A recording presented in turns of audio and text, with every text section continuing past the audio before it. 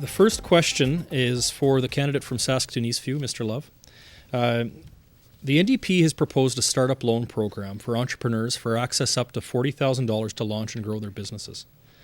Mr. Love, how will the program both incentivize repayment and also provide flexibility to avoid the challenges we saw with the CERB pandemic loan program, all while ensuring taxpayers aren't put at risk for default situations? Yeah, thanks for the question, Sean, and thanks for your interest in our economic incentive program. We have to recognize that in Saskatchewan, under Premier Moe, we've seen a reduction in the number of small businesses. We've lost 860 small businesses in Saskatchewan during Scott Moe's time as Premier. And we know the value of small business in our province. Small businesses contribute to our communities, they volunteer at local initiatives, they donate to local needs, and they employ people in our communities across Saskatchewan. So we've come forward with an incentive program in this campaign so that we can provide support to entrepreneurs who want to start a small business in our province.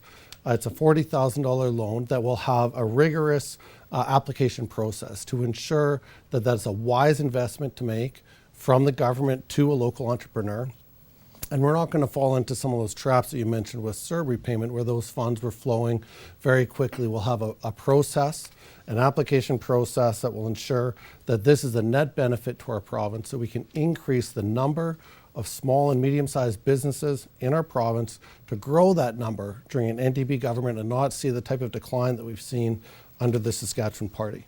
Now this measure, along with our commitment to keep the small business tax rate at 1% for our 4-year term, shows our commitment to growing small business right here in Saskatchewan. Mr. Harrison, you have 1 minute to reply.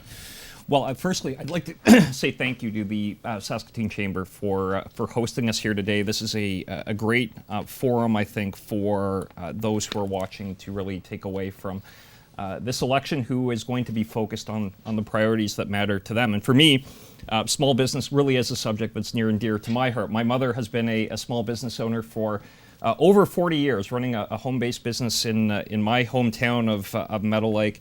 And I know firsthand what incredible commitment that we see from our small business owners who make up nearly 99% of all businesses that operate here in Saskatchewan. So this has been an area of focus for our government for a number of years. When my colleague Matt his party was last in government, the small business tax rate was 4.5%. We've committed to and have lowered that tax rate over the course of the last number of years, and we're committed to maintaining that tax rate at 1% in perpetuity. We've committed to a permanent reduction, and we look forward to that going forward. Mr. Love, 30 seconds for anything that arose from that reply. Well, Jeremy's correct that the majority of our businesses in Saskatchewan are small business, almost 99%. He's correct about that. But I'll remind him that under the leadership of Scott Moe, we've seen a reduction of 860 small businesses in this province. Small business has not recovered from the pandemic in Saskatchewan. And so we need to ensure that there's supports there so that our small businesses can grow, can multiply to employ people, contribute to Saskatchewan economies and communities. Thank you both. The next question will be for Jeremy Harrison. The Sask Party has endorsed a Saskatoon Chamber proposal to create a small business investment tax credit to help more SMEs access capital to scale and grow. Mr. Harrison, what aspect of the Sask Party's platform helps SMEs retain more of their existing revenue to invest in their businesses or reduce operating costs?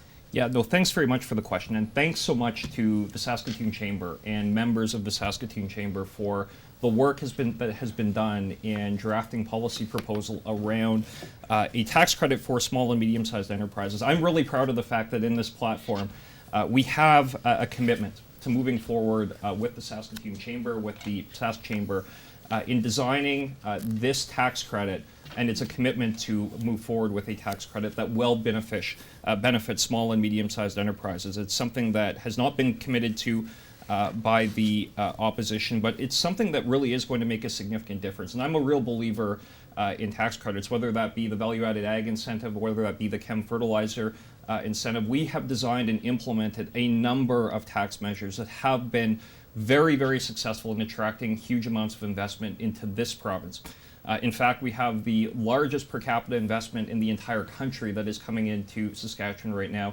And that doesn't just happen. That happens with a lot of hard work. And it happens with an understanding as well that government doesn't create wealth. And I think this is one of the real distinctions between the Sask Party and the NDP. We fully and firmly believe and understand that it is the private sector that creates wealth, that takes risks, that hires staff, that are the ones that really drive our economy forward. Government can either create the conditions for that to be successful, or government can create the conditions for that to not happen. And I think that our records are very clear. Over the course of the last 17 years, we have seen remarkable economic growth here in Saskatchewan to where we're at right now, a population growth of over 250,000 newcomers to this province. We've seen as well the second lowest unemployment rate in the entire country, nearly over 17,000 jobs created actually over the course of the last year. And that doesn't just happen. That happens because government is working with small businesses, with medium-sized enterprises, with large companies to attract that investment and create the conditions for them to be successful. Thank you. Mr. Love, you now have 1 minute to rebut Mr. Harrison's response.